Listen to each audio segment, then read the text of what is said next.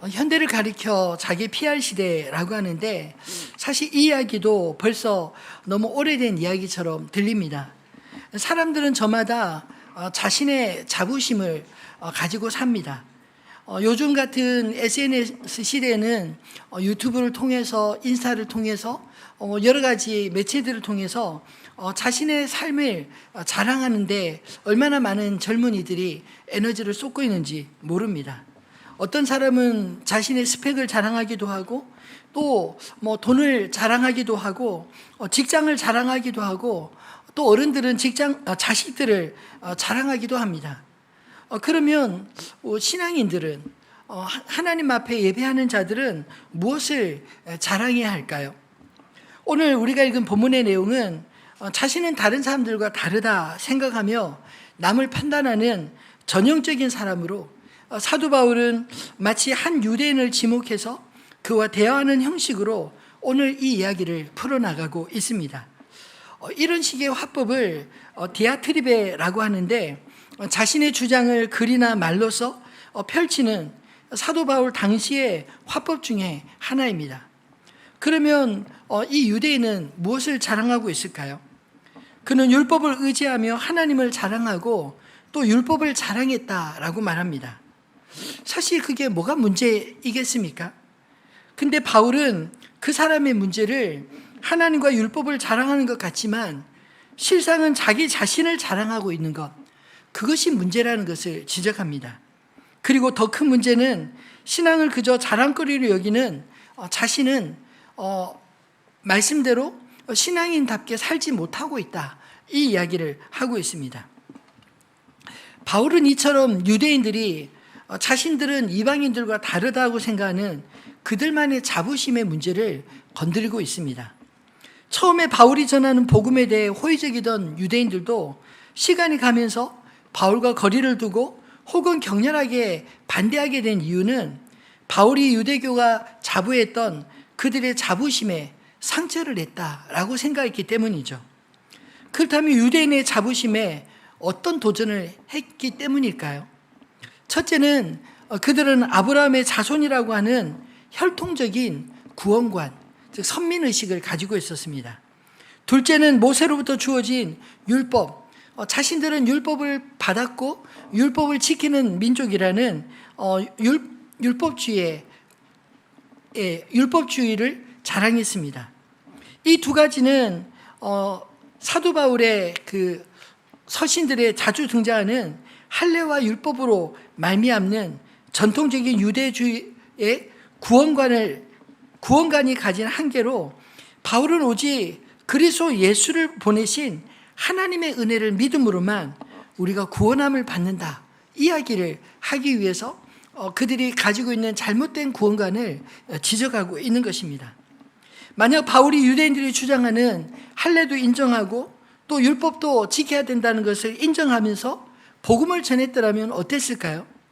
아마 유대인들에게 지지를 받았을지는 모르지만 문제는 그리스도의 구원이 충분하지 않다는 잘못된 메시지가 전해질 수 있기 때문에 바울은 그것을 다른 복음이라고 책망하고 있습니다.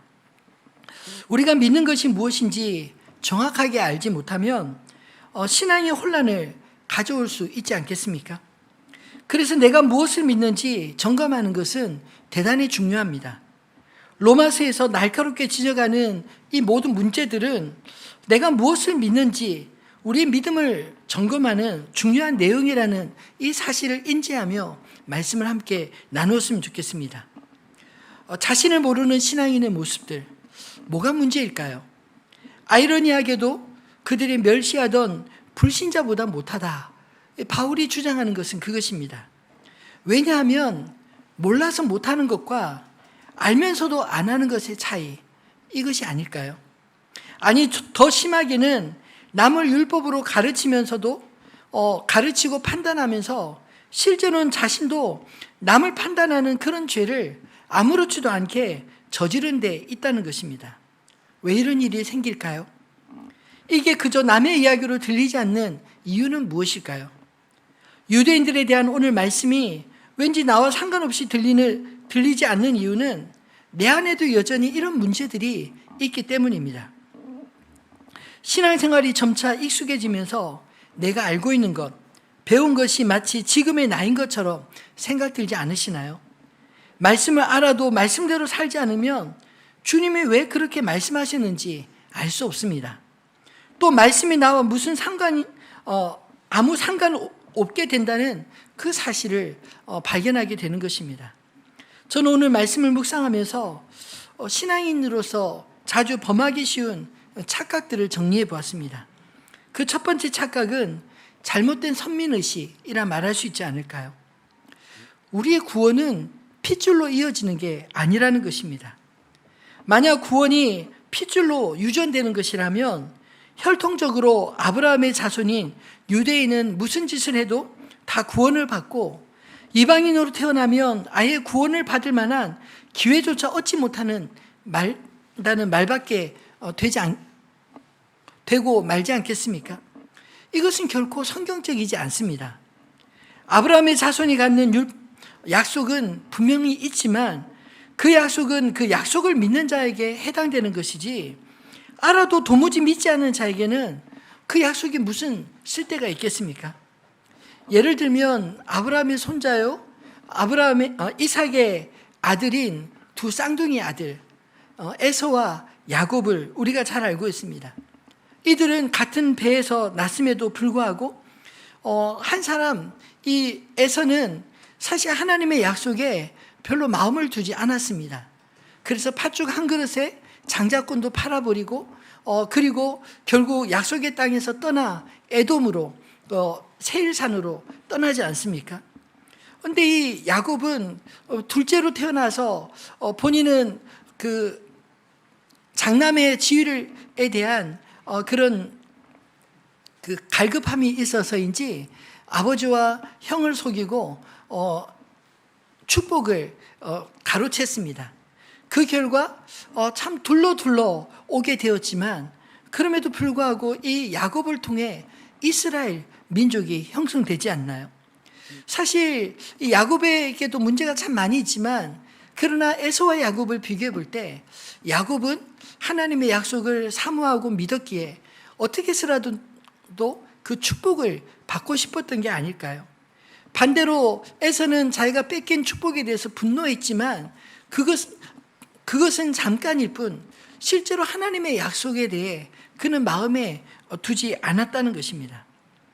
여러분, 아브라함의 자손이요 이삭의 큰아들이었던 에서도 약속에서 벗어나 자기 길로 갔다면 하물며 오늘날 모태로부터 태어난 우리와 우리 자녀들은 당연히 하나님의 백성이 된다 말할 수 있을까요?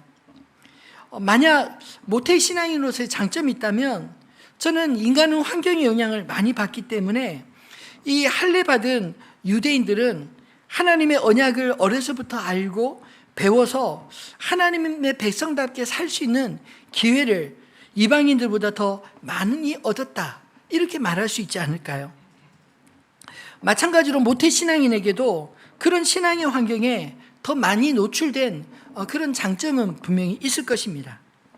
그러나 반대로 오늘 바울이 이야기하는 것처럼 유대인으로 태어나지 않았어도 하나님을 알고 경외하며 하나님의 언약을 믿음으로 하나님의 말씀대로 산다면 할례받은 유대인보다 훨씬 더 하나님의 백성답지 않겠습니까?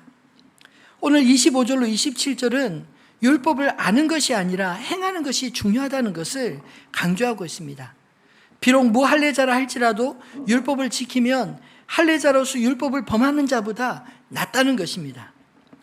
유대인들이 혈통과 율법을 가진 것을 강조하지만 실상은 말씀대로 사는 행동하는 믿음이 더 중요함을 바울은 역설하고자 했던 게 아닐까요? 그리고 결론적으로 28절로 29절에 이렇게 말하고 있습니다. 무릇 표면적 유대인이 유대인이 아니요 표면적 육신의 할례가 아니니라. 오직 이면적 유대인이 유대인이며 할례는 마음에 할지니 영에 있고 율법 조문에 있지 아니한 것이라. 그 칭찬이 사람에게서가 아니요 다만 하나님에게서니라. 무슨 말인가요? 여기서 말하는 표면적 유대인은 태생적인 유대인이지만 실제로는 하나님과 상관없는 그런 혈통만 유대인이지 믿음에서 떠난 유대인을 표면적 유대인이라 이렇게 표현하고 있습니다. 반면에 이면적 유대인은 실제로는 유대인으로 태어나지 않았지만 마음으로 하나님을 믿고 하나님의 말씀으로 사는 그런 사람을 가리키는 게 아닐까요? 이면적 유대인에 대해서 예레미야가 예언한 말씀을 한번 같이 읽어보겠습니다. 예레미야서 31장 32절로 34절 말씀입니다. 여호와의 말씀이니라. 보라, 날이 이르리니 내가 이스라엘 집과 유다 집에 새 언약을 맺으리라. 이 언약은 내가 그들의 조상들과 손을 잡고 애굽 땅에서 인도하여 내던 날에 맺은 것과 같이 아니할 것은 내가 그들의 남편이 되었어도 그들이 내 언약을 깨뜨렸음이라. 여호와의 말씀이니라. 그러나 그날 후에 내가 이스라엘 집과 맺을 언약은 이러하니 곧 내가 나의 법을 그들의 속에 두며 그들의 마음에 기록하여 나는 그들의 하나님이 되고 그들은 내 백성이 될 것이라. 여호와의 말씀이니라. 그들이 다시는 각기 이웃과 형제를 가리켜 이르기를 너는 여호와를 알라 하지 아니하리니 이는 작은 자로부터 큰 자까지 다 나를 알기 때문이라. 내가 그들의 악행을 사하고 다시는 그 죄를 기억하지 아니하리라. 여호와의 말씀이니라. 아멘. 이 새 언약은 무엇으로 맺어지는 언약입니까? 오순절날 성령이 오심으로 그 마음에 성령을 모신 자들과 하나님이 맺으신 언약인 것입니다. 하나님은 더 이상 할례의 징표와 돌판에 새겨진 계명으로 당연하게 하나님의 백성인 줄 아는 혈통적인 유대인이 아니라 성령으로 인침을 받아 그 마음으로 하나님의 언약을 받고 믿음으로 살아가는 사람들, 그들을 향해서 새 언약의 백성이라 하십니다. 다시 말하면 이제 하나님의 백성은 혈통에 의해서가 아니라 하나님의 친히 성령의 인치심과 택정하심으로 부르신 자들, 이렇게 말할 수 있지 않을까요? 만약 하나님께서 유대인들이 믿는 것처럼 우리가 혈통적 구원을 고집한다면 아마도 우리에게 기회조차 없었을 것입니다. 왜냐하면 우리는 육신으로 아브라함의 자손이 아니기 때문입니다. 착각하지 말아야 될 것은 우리가 성경을 많이 읽다 보니 마치 내가 아브라함의 자손이요 유대인인 것처럼 착각할 때가 있지 않나요? 참 이상하게도 우리나라에 있는 많은 이단들의 공통점이 무엇이냐면 잘못된 선민의식을 가지고 있습니다. 마치 자신이 그 아브라함의 후손이요 유대인인 것처럼, 흔히 우리가 알고 있는 신천지 같은 이단도 그 우리나라 땅을 12지파 지역을 나누어서 그 12지파마다 12,000명씩 사람들을 모아서 14만 4천을 모으면 뭔가 어떤 일이 일어날 것처럼 그렇게 이야기합니다. 근데 실제로 신천지는 14만 4천이 넘었습니다. 근데 아무런 일도 일어나지 않잖아요.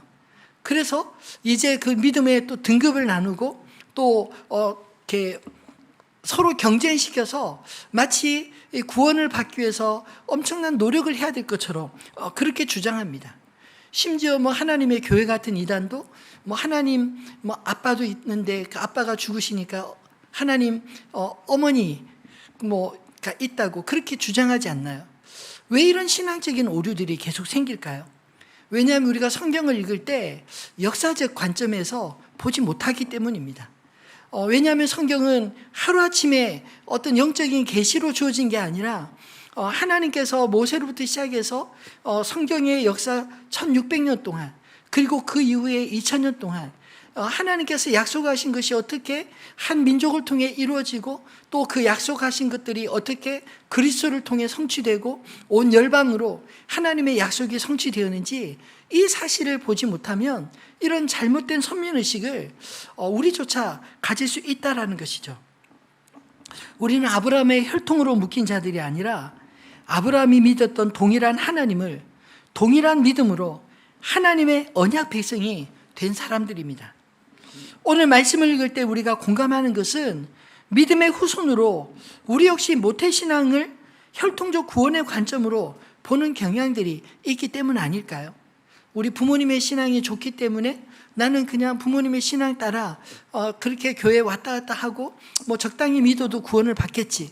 혹은 우리 자녀들이 모태신앙이니까 그냥 뭐 교회에서 자연히 뭐 신앙생활을 하다 보면 자연스럽게 뭐 구원을 받겠지, 뭐 이런 생각들이 있지 않나요?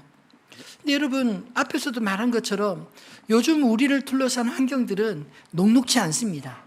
우리 아이들이 머무는 학교 속에 아이들을 둘러싼 환경들이 녹록지 않습니다.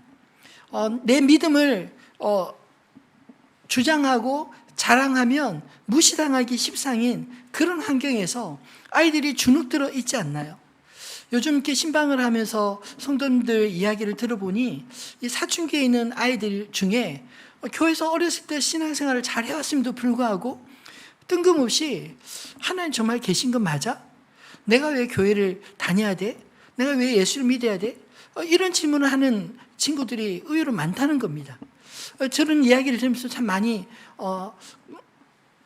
참 서글퍼졌습니다. 왜 그런 생각이 했을까요? 스스로 진리에 대해서 탐구하면서 정말 하나님이 계시는 것일까? 그렇게 질문하면서 인격적으로 찾아가는 과정이라면 괜찮습니다. 그런데 그것이 아니라 주변의 환경의 영향 때문에 점점점 자신의 믿음이 위축되고 그리고 주변의 환경 때문에 하나님 믿는 것이 마치 바보처럼 되어서 그런 고민을 하게 되었다면 참 문제가 있는 게 아닐까요? 저는 교회를 개척하고 1년 차 때 그런 심각성이 마음에 느껴졌습니다. 단지 우리 아이들이 일주일에 1시간 예배, 부모님 따라 교회 와서 예배 드리고 돌아간다면 과연 이 아이들이 고등학교를 졸업하고 성년이 되었을 때도 정말 믿음을 잘 지킬 수 있을까? 왜냐하면 일주일에 168시간인데 그 중에 고작 하나님을 생각하고 말씀을 배우는 시간이 1시간 뿐이라면 나머지 시간 동안 이 아이들이 머무는 곳에서 받는 영향들은 무시할 수가 없다는 것이죠.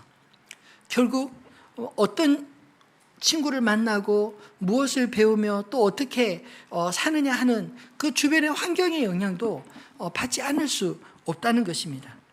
여러분, 우리 자녀들이 모태신앙으로 태어났다고 해서 자동적으로 하나님 잘 믿겠지 이렇게 생각하지 마시고 아이들이 믿음의 환경 속에 잘 자라날 수 있도록 그렇게 기도하며 먼저는 믿음의 본을 가정에서 보여주시고 또 교회 공동체 안에서도 열심히 그 시간들을 잘 보낼 수 있도록 이곳에서 좋은 친구들을 만나고 또 말씀을 배우고 또 하나님 앞에 진지하게 질문하고 그 질문에 답을 얻을 수 있게 그렇게 자라났으면 좋겠습니다.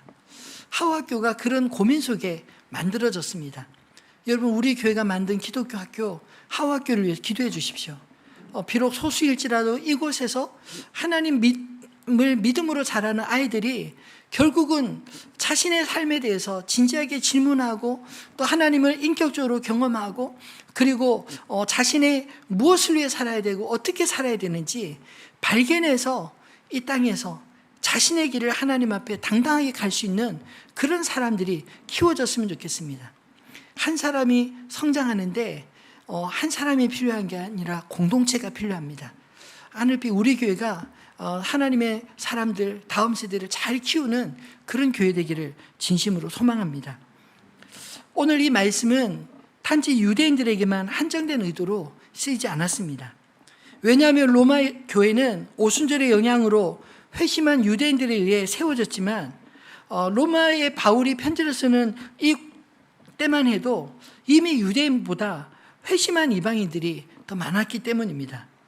오늘 이 말씀은 이제 하나님의 말씀을 알고 구원의 확신을 가진 모든 그리스도인들에게 적용되는 말씀 아닐까요? 우리 안에 조심할 게 있다는 것입니다. 잘못된 믿음, 마치 구원파처럼 한 번 구원받으면 무슨 죄를 지어도 괜찮다 이렇게 가르치는 것처럼 그렇게 생각하는 게 문제가 있다는 것이죠. 여러분, 우리의 믿음은 자연스럽게 삶으로 이어지게 되어 있습니다. 사람들의 믿음과 삶이 다르게 보여질지 모르지만 예수님이 말씀하신 대로 열매를 보면 그 나무를 알 수 있지 않나요?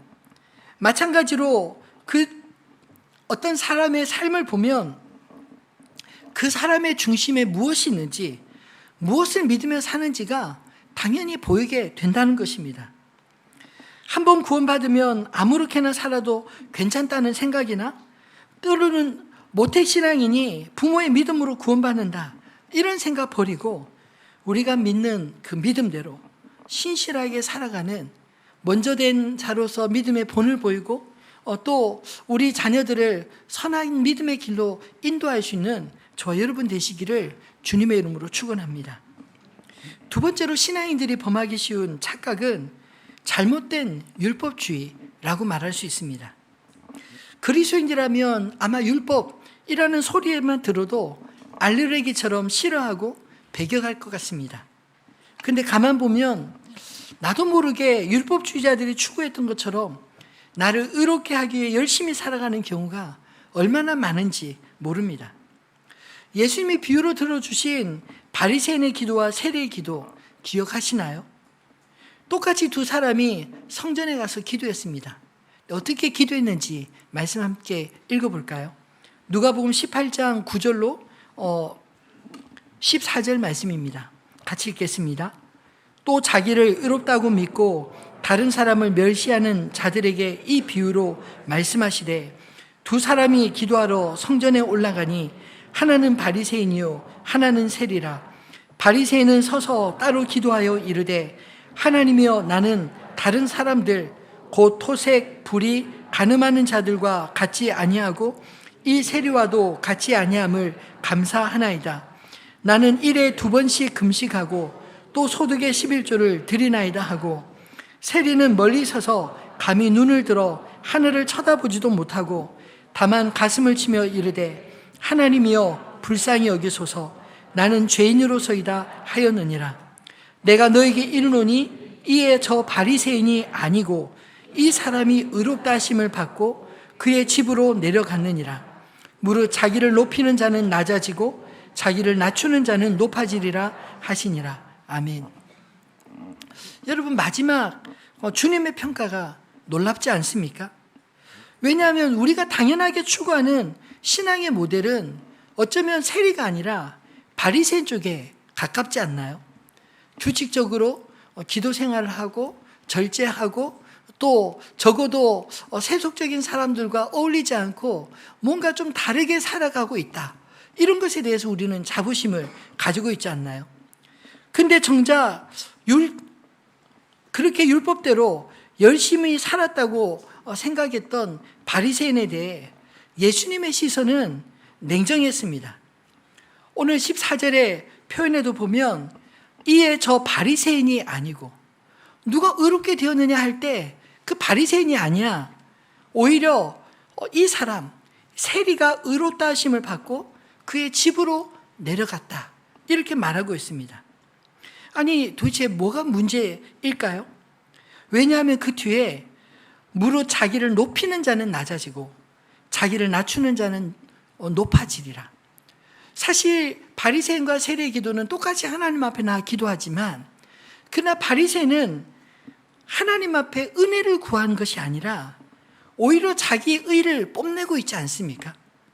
하나님을 향한 믿음이 정말 깊어진다면 여러분 우리는 교만해질 수 없습니다. 겸손해질 수밖에 없습니다.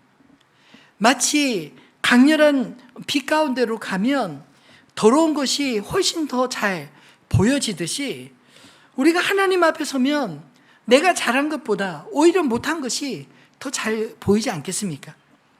그것이 하나님 앞에 정직한 우리의 모습이기 때문입니다. 그렇다면 이 바리새인의 문제는 무엇일까요? 비교 우월주의라고 말할 수 있지 않을까요? 내가 저 사람보다 나으니 나는 그래도 저 사람보다 비교적 괜찮은 사람이야 라고 생각한다는 것이죠. 자신의 노력을 어쩌면 정당한 대가로 여겼을지 모릅니다. 그렇다면 예수님은 이 비유를 통해 우리에게 무슨 이야기를 하고 싶으실까요?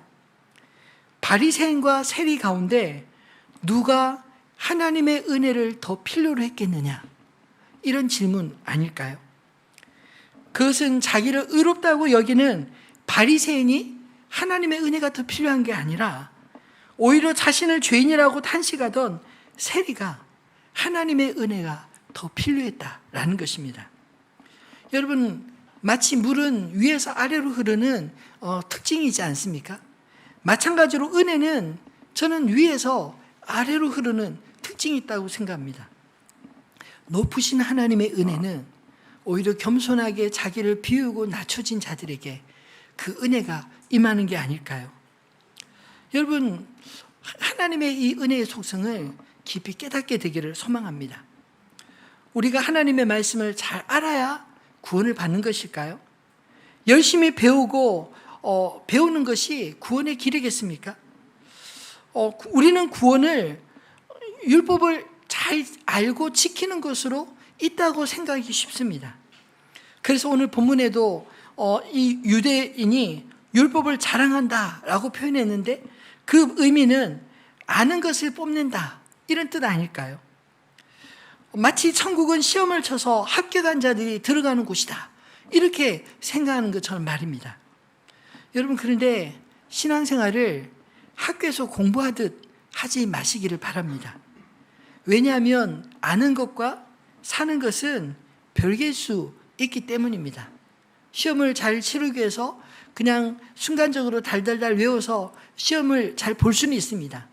근데 정말 내 것이 아닌 것은 시간이 지나면 다 잃어버리고 그렇게 살 수가 없습니다. 마찬가지 아닌가요? 우리가 정말 하나님을 잘 믿는 믿음이 있다면 그것은 삶을 통해 자연스럽게 어느 때나 매 순간순간 항상 나타납니다. 그런데 믿는 척 하는 것은 평상시는 밖에서는 믿는 자답게 살지 않으면서 교회에 오면 왠지 경건해지고 겸손해지고 잘 믿는 것처럼 얼마든지 보일 수 있지 않나요? 우리 신앙의 실력은 교회에서만 나타나는 게 아니라 세상 속에서 나타나게 될 줄 믿습니다. 그래서 오늘 바울이 지적하는 것처럼 그들은 알았지만 그렇게 살지 않았다는 것입니다. 왜냐하면 그들은 자신의 한계를 율법을 아는 것에서 감추고 오히려 율법을 알지 못하는 사람들을 그렇게 살지 못한다 탓만하고 있기 때문이죠. 예수님은 이런 율법주의의 한계를 또 하나의 비유를 들어 설명하셨습니다. 우리가 잘 아는 선한 사마리아인의 비유입니다. 예수님은 이 비유를 들어주시기 전에 한 율법 교사의 질문을 받으셨습니다. 누가복음 10장 25절로 29절 말씀을 읽어볼까요? 어떤 율법 교사가 일어나 예수를 시험하여 이르되 선생님, 예수께서 이르시되 율법에 무엇이라 기록되었으며 내가 어떻게 읽느냐? 대답하여 이르되 내 마음을 다하며 목숨을 다하며 힘을 다하며 뜻을 다하여 주 너의 하나님을 사랑하고 또한 내 이웃을 내 자신같이 사랑하라 하였나이다. 예수께서 이르시되 내 대답이 옳도다. 이를 행하라. 그러면 살리라 하시니 그 사람이 자기를 옳게 보이려고 예수께 여짜오되 그러면 내 이웃이 누구니까? 이 사람은 율법 교사라고 표현된 것처럼 정말 율법을 정확하게 꿰었습니다. 율법의 가장 중요한 핵심, 하나님 사랑과 이웃 사랑 알고 있지 않나요? 근데 문제는 이 사람이 생각하는 이웃은 누구였을까요? 예수님은 그러면 내 이웃이 누구입니까? 라고 질문하는 이 사람의 질문에 선한 사마리아인의 비유를 들어주셨습니다. 한 유대인이 여리고로 올라가다 강도를 만나 죽게 되었습니다. 그 곁을 세 사람이 지나갔는데 제사장과 레위인과 사마리아인입니다. 근데 제사장과 레위인은 같은 동족교 유대인임에도 불구하고 그 죽어가는 사람을 옆에 돌보지 못하고 않고 그냥 스쳐 지나가고 맙니다. 아마도 죽어가는 사람, 죽은 자를 만지면 부정하다라고 생각하는 율법 때문 아니었을까요? 아니면 그 사람이 만난 강도, 자기도 그곳에서 지체하다 강도를 만날 것에 대한 두려움 때문에 얼른 그 자리를 떠났던 것은 아닐까요?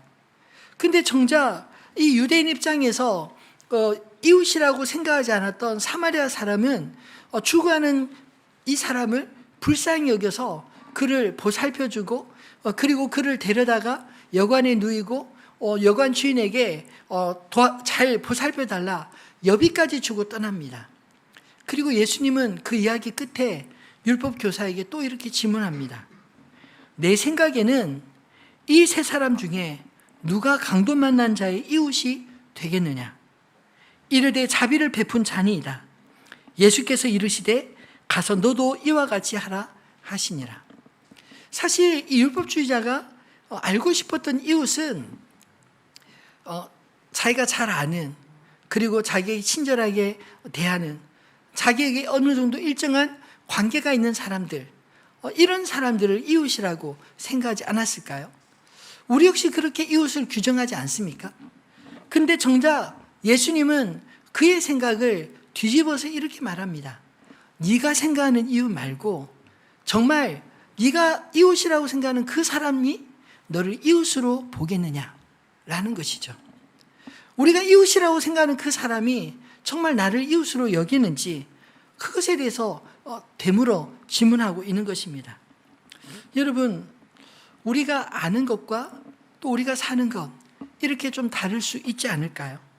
정작 내가 이웃이라고 말은 하지만 정작 어려움을 당할 때 모른 채 한다면 나는 그게 이웃이 아닙니다.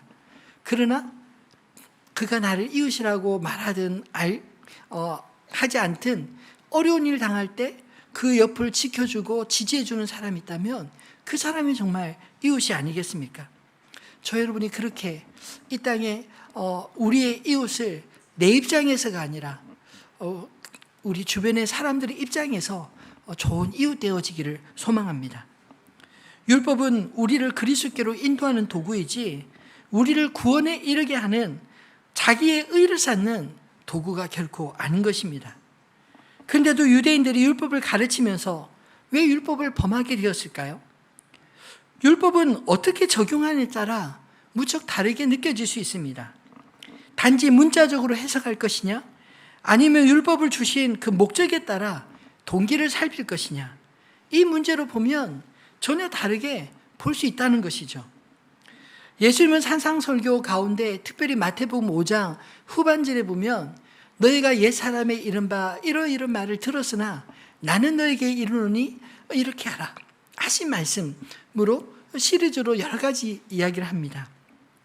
가령 살인의 문제, 간음의 문제, 맹세의 문제, 이런 문제들 하나하나 다루시는데 율법주의자들이 생각하는 그 율법의 테두리를 넘어서 주님은 동기까지 살피시고 그 동기를 거스르는 것은 결국은 율법을 범하는 것과 같은 것이다, 이렇게 말씀하고 있습니다. 또 우리가 앞서 살펴본 바리새인과 세리의 기도를 통해 스스로를 의롭다 여기는 자는 하나님의 은혜가 필요하지 않음을 역설적으로 가르치지 않았나요? 어느 누구도 이 율법으로부터 진정으로 자유로울 수 있는 사람이 없습니다. 만약 율법 준수만으로 구원을 얻을 수 있다면 왜 그리스도께서 성육신하셔서 십자가를 지셨겠습니까? 인간은 스스로를 구원할 수 없는 존재이기에 그래서 그리스도께서 이 땅에 오신 게 아니겠습니까? 바울이 율법주의자들을 책망하고 있는 이유는 율법의 무용론을 이야기하는 것이 아니라 궁극적으로 우리의 구원은 오직 의인은 그 믿음으로 말미암아 살리람과 같이 하나님께서 우리를 위해 이루신 그 구원을 믿는 믿음을 강조하기 위함인 것입니다. 사실 바리새인들은 바벨론 포로 이후 돌아온 에스라를 중심으로 한 종교개혁자들의 후손이라 말할 수 있습니다. 그런데 하나님 편에서는 그들이 율법을 가르치면서 시간이 가면 갈수록 모세 율법에 갇혀 자신들의 의를 위해 사는 그런 사람으로 전락되고 만 것입니다.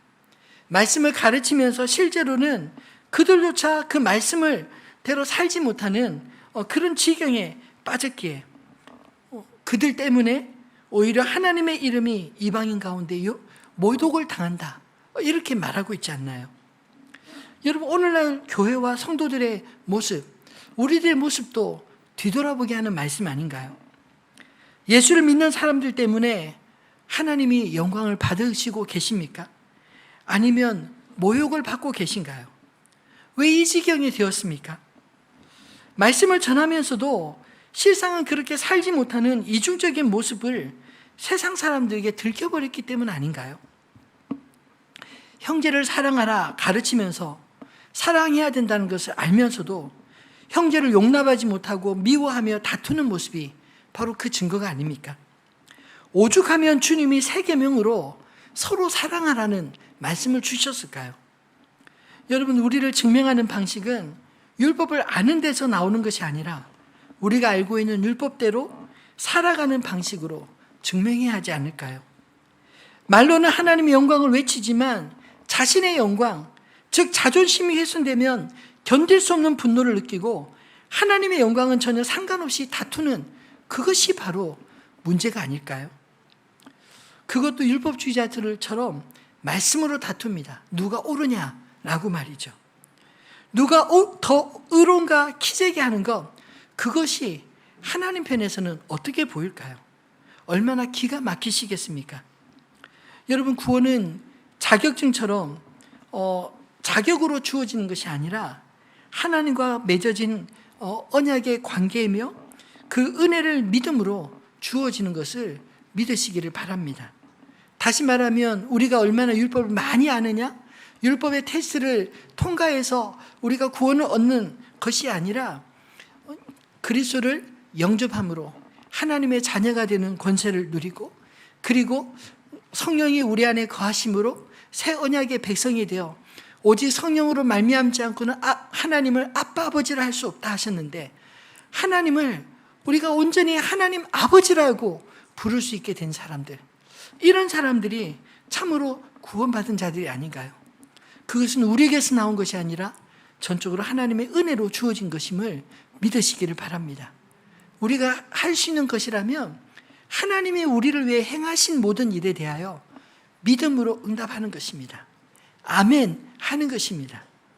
그러면 자랑은 나에게 있는 것이 아니라 오직 주님께 있는 것임을 깨닫게 되어질 줄 믿습니다. 말씀을 맺겠습니다. 여러분, 우리의 자랑이 우리의 신앙의 혈통이나 또는 나의 열심이 아니라 오직 그리스도 예수만을 자랑할 수 있게 되기를 소망합니다. 바울이 오늘 특별히 유대 율법주의에 대해서 이렇게 통렬하게 말할 수 있는 이유는 그 역시 혈통적으로는 유대인 중에 베냐민 지파였으며 열심으로는 율법에 열심히 있었던 바리새인이었기 때문입니다. 바울이 부활하신 예수를 만나기 전에는 자신의 혈통과 율법을 자랑하며 살았습니다. 근데 부활하신 예수를 만나고 보니 자기 자랑이 얼마나 헛된 것인지 깨닫게 된 것입니다. 그래서 이름도 큰 자의 뜻인 사울이 아니라 작은 자의 뜻인 바울로 그의 이름을 개명합니다. 삶도 복음을 핍박하는 자에서 이제는 복음을 위해 기꺼이 핍박받는 자가 된 것입니다. 예수를 만나기 전에는 율법으로 자신을 증명하기 위해 살았지만 예수를 만나고 보니 과거의 자랑이 배설물처럼 여기게 된 것입니다. 바울이 자신의 자랑이 바뀌게 된 그 이야기를 한번 들어볼까요? 빌립보서 3장 5절로 9절 말씀을 제가 읽어보겠습니다. 나는 8일 만에 할례를 받고 이스라엘 족속이요 베냐민 지파요 히브리인 중에 히브리인이요 율법으로는 바리새인이요 열심으로는 교회를 박해하고 율법의 의로는 흠이 없는 자라. 그러나 무엇이든지 내게 유익하던 것을 내가 그리스도를 위하여 다 해로 여길 뿐더러 또한 모든 것을 해로 여김은 내 주 그리스도 예수를 아는 지식이 가장 고상하기 때문이라. 내가 그를 위하여 모든 것을 잃어버리고 배설물로 여김은 그리스도를 얻고 그 안에서 발견되려 함이니 내가 가진 의는 율법에서 난 것이 아니요 오직 그리스도를 믿음으로 말미암은 것이니 곧 믿음으로 하나님께로부터 난 의라. 아멘. 여러분, 참된 신앙은 자신의 의가 꺾이고 그리스도의 의가 덧입혀지는 것을 경험하는 것임을 믿으시기 바랍니다. 신앙은 나를 증명하는 도구가 아니라 하나님의 뜻을 구하며 겸손히 하나님의 은혜를 구하는 삶의 방식인 것입니다. 우리는 완벽해지도록 부름받은 자들이 아니라 온전해지도록 부름을 받았습니다. 바울은 자신의 몸에 가시를 뽑아주시길 3번씩이나 간구했지만 예수님은 바울이 원하는 방식으로 응답해 주시지 않으시고 전혀 뜻밖의 응답을 주셨습니다. 고린도전 후서 12장 9절로 10절 말씀해 보면 내 은혜가 내게 족하도다. 이는 내 능력이 약한 데서 온전해집니다. 사실 바울이 원했던 것은 육신의 가시, 질병의 문제, 이걸 고쳐주면 주님 제가 좀 더 열심히 할 테고, 또 무엇보다 남의 병을 고치면서 내 병을 안고 있는 이게 참 부끄럽지 않습니까? 그러니 좀 고쳐주십시오 라고 간구한 것입니다. 근데 주님은 아니야, 너의 은혜는 지금으로도 충분해. 왜냐하면 내 능력은 완벽한 데서 나오는 것이 아니라 오히려 약한 데서 온전해지는 것, 그것이 바로 나의 능력이고 너를 통해 내가 일하는 방식이다, 이렇게 말을 하는 것입니다. 이렇게 응답받고 바울은 어떻게 바뀌었을까요? 도리어 크게 기뻐함으로 나의 여러 약한 것들에 대하여 내가 자랑하리니 이는 그리스도의 능력이 내게 머물게 하려 함이라. 그러므로 내가 그리스도를 위하여 약한 것과 능력과 궁핍과 박해와 곤고를 기뻐하노니 이는 내가 약한 그때 강함이라. 여러분, 약한 데서 온전해짐이라, 이 말의 의미 이해가 되시나요? 우리가 약하다고 하나님이 우리를 사용 못하시는 게 아닙니다. 많은 경우에 내가 좀 더 완벽해지면, 내가 좀 더 일할 수 있는 조건이 갖춰지면 그제서야 주님 내가 일하겠습니다, 이렇게 생각합니다. 근데 아니요, 다 완벽하게 갖추어질 때까지 기다리면 평생 가도 못할 것입니다. 완벽해서가 아니라 부족하고 불완전하지만, 그러나 나의 불완전함에 온전하신 하나님이 그 부족함을 채우심으로 온전케 할 때 비로소 나를 통해 주님이 일하시고, 그리고 나의 불완전함 통해서 하나님이 어떻게 일하시는지 우리가 증인이 될 수 있는 게 아닐까요? 여러분, 내가 부족하고 모자란 부분 하나님의 능력으로 채우시도록 하나님이 능히 함께 하심을 믿으시기 바랍니다. 그래서 믿음의 사람들은 자신의 능력이 아니라 주님의 능력을 의지해 일하는 법을 배우는 것입니다. 결국 나를 통해 내가 아니라 주님이 드러나는 삶, 이것이 바로 하나님의 사람들의 특징이 아닐까요? 바라기는 우리의 연약함에도 불구하고 함께 하시는 주님으로 인해 나를 증명하고 자랑하기보다 주님을 드러내고 자랑하는 자리로 저와 여러분 모두가 아름답게 쓰여지게 되기를 주님의 이름으로 축원합니다.